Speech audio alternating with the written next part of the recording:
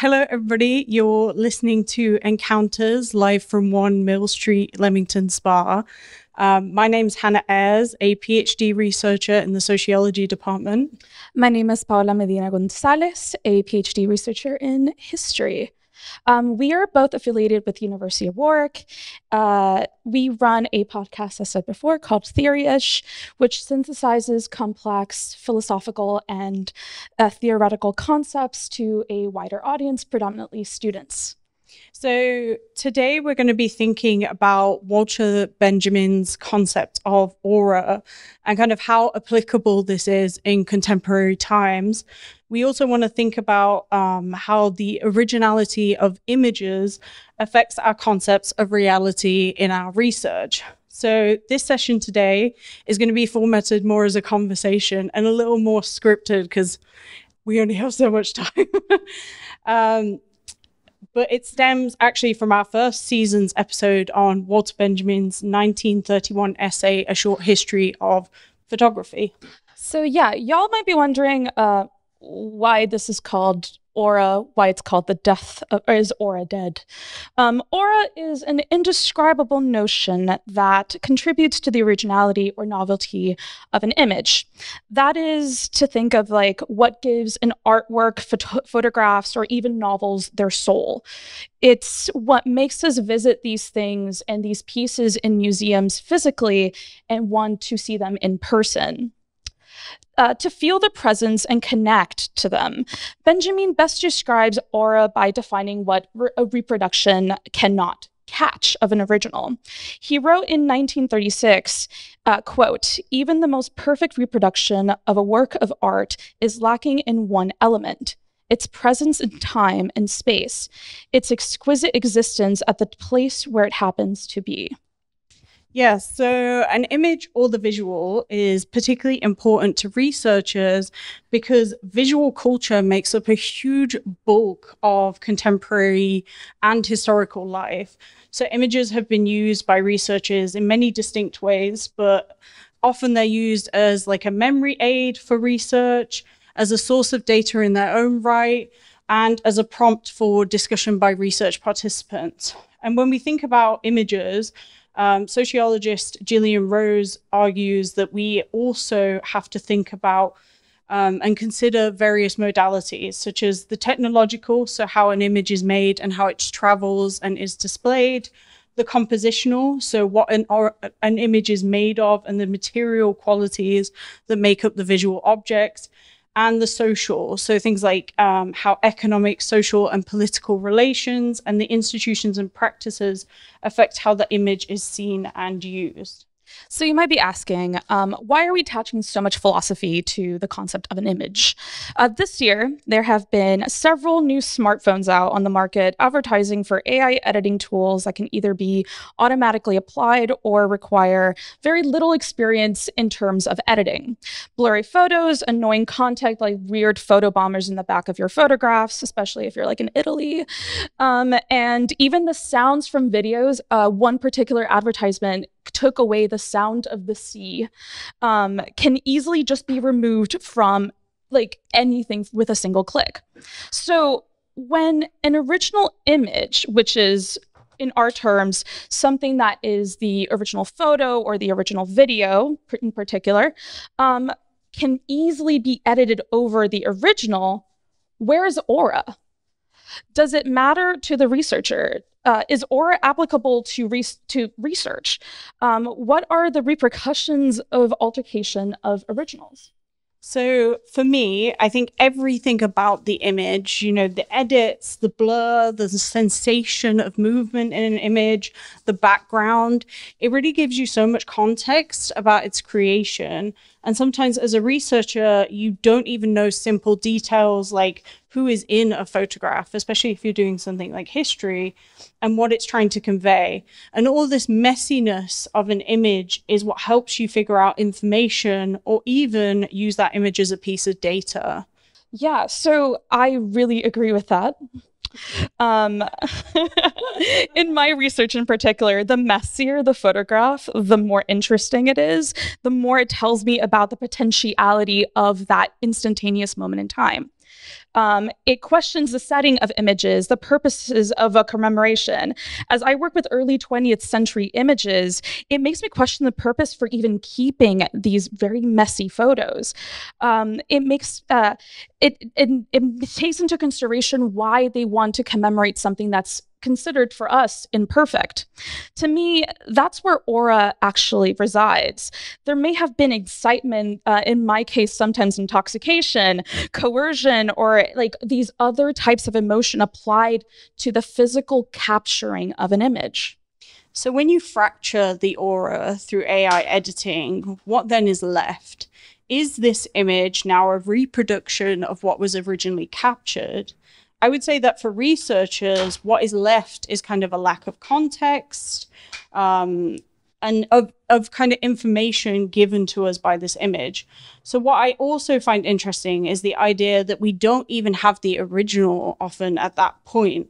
And so we really don't know what's missing or have a comparison to fill the gaps. If we knew what was missing or could do this comparison, we can try and figure out the intent of the reproduction of the image. This is why the notion of aura is really quite important for researchers, because we rely on the mess to read between the lines and understand the social impacts of images. On the other hand, what these alterations and reproductions show are also what perhaps the creator of the image or what society wants us to take away from said image, be it grandiosity, beauty, or a curated version of oneself. As researchers, without psychoanalyzing, we can also construct how people want to themselves to be seen and be remembered within the public sphere. Specifically, within the use of AI are body modifications where we can smooth out whatever we physically do not want others to see. In this process, we are constructing a version of the self. Isn't this the development of a different type of aura entirely? So I think we need to rethink the way we conceptualize aura. Reproductions hold aura within themselves. There's a trend on Instagram at the moment, and has kind of been a thing for the past few years, where you upload 10 images from the past few days, weeks, or months. They're called photo dumps. And essentially, these are not kind of highly crafted or curated images. They're images of things like blurry sidewalks, hazed pictures of nights out and events, as if caught in kind of rapid movement and speed. In between these images are curated images of the self. So it's a back and forth between this kind of curation and the everyday. And these photo dumps are meant to capture your life, your experiences as you move through time and space. And I think these images hold a whole lot of aura. But these images sometimes have very little AI, or they're made to look as if nothing has even touched it. It tries to pretend to be genuine. Even without AI, there is a purposeful articulation and method into crafting the idea of oneself. For Benjamin, aura relies on the authentic, as it is once more like the soul of an image. Within a photo dump's like tight curation and its fixed existence, I'm not really sure there is a way to attempt to find it. Again, though, I would say that this attempt to find aura is really interesting for the researcher.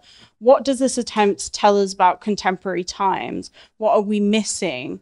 There's an academic and kind of general conversations today thinking about how now we're looking for authenticity, or we're trying to curate something that's authentic. So this is really interesting in and of itself, particularly in relation to individuals' perceptions of themselves, the relationship to neoliberal ideals and the entrepreneurial self, and the anxiety and stress that this can really produce. I feel like in this time period, we have a particular relationship to the camera, the curation of a perfect image, even if it is messy, and we want to be seen or are constantly aware of being seen. Yeah. I think this is where the definition made by Benjamin on aura like strays away from what we want from our images currently. Speaking of very, very, very broad strokes, our images are created and articulated to be seen by others. They are made as extensions of ourselves and present narratives for others to understand us. There is a difference in the purpose of the image production. Then does this mean we may need a new definition of how aura works in our modern age? So before we came here today, we actually checked some of our thoughts with our fellow PhDs. And as today will hopefully show you, developing ideas in conversation is really important. Some of the questions we received were about the purpose of this idea of original and originality, and whether this even matters, and whether authenticity matters, particularly as this tactile nature of images is becoming less and less relevant. I don't really know where I stand on this. My academic training is in history. I also work on queer historical representation in museums. So the original still holds importance to people. It's one of the reasons I think that museums still hold a sway. Historically, the original is why we know lots about things in the past. Alternatively, I know that many individuals never had nor care for original source material. It's why so much of our disciplines rely on the access to archives, knowing the original language of items and having close tactile objects, having them as close as we possibly can. When things are reproduced, translated, and digitized, part of their essence, part of their soul, if you will, and if I can flip the page, dramatic pause, will be lost.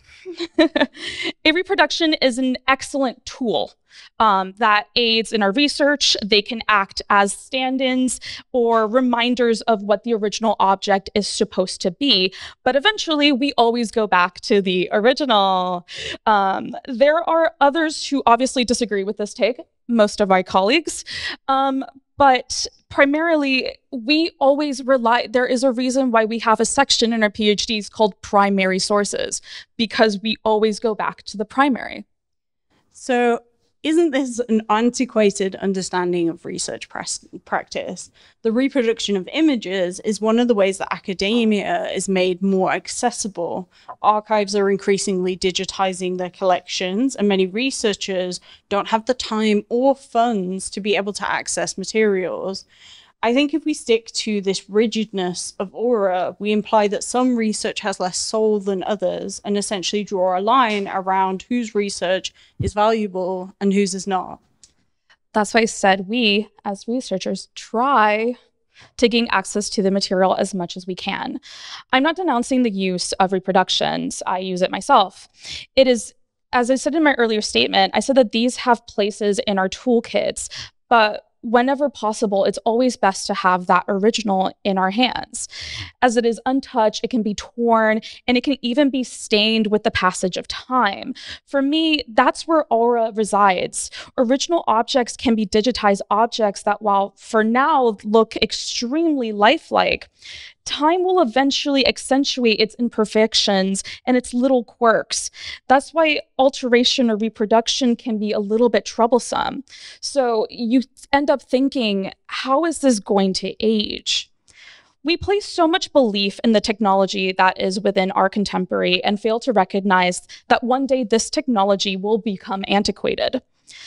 Tools like the microfiche, the 35mm camera reels, at their time of conception were looked upon as the pinnacle of archiving original materials. Now that these machines are, kind of outdated, they're machines that are often unable to be looked after, or no one knows how to actually use them anymore, they become unsupported. Our beautiful digitization methods will one day look like grainy little pixels. And this is where the original, I think, and the primary are still important. So I guess I will end by saying that I see a link between what you're saying and the idea of overconsumption and overproduction of material goods in contemporary times. But we also don't know what will be saved and what can be saved for future histories and future studies. I think back to old social media sites like MySpace and Bebo. And do you know what's been saved from these sites? What studies could you do if you even wanted to research them? Technology is so fast-paced that I think of old games that exist. I really love video games. Like there was this Legoland video game, but if you actually want to play it now, you can't. It's impossible or it's extremely hard. So I wonder what images will be saved and what can be and what aura will be able to be sustained moving forward. So you've been listening to Encounters live from 1 Mill Street in Leamington Spa, and this event has been supported by Resonate, a project by the Warwick Institute of Engagement at the University of Warwick. And I'm Hannah Ayres. Once more, I'm Paola Medina-Gonzalez. The conversation we just recorded is a work in progress towards an episode on season 2 of Theoryish. We're going to be looking at Walter Benjamin's infamous essay, The Work of Art in the Age of Mechanical Reproduction, where we are continuing our conversations on AI influence, aura, and authenticity. Thank you.